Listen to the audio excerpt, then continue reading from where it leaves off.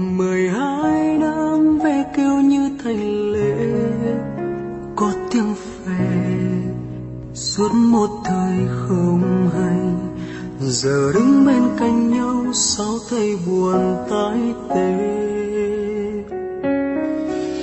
Chia tay nhé chẳng biết nói câu gì, giờ nước mắt thay cho những lời thương, những vui buồn, những giận hờn vu vơ, rồi mỗi đứa một phương sẽ chỉ là kỷ niệm. Giá như thời gian có thể như ban đầu, để lại thấy bối rối ngập ngừng.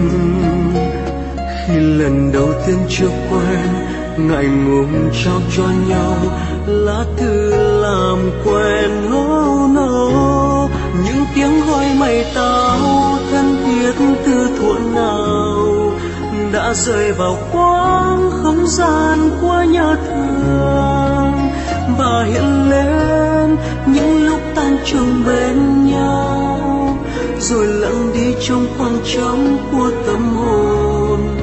Bạn bè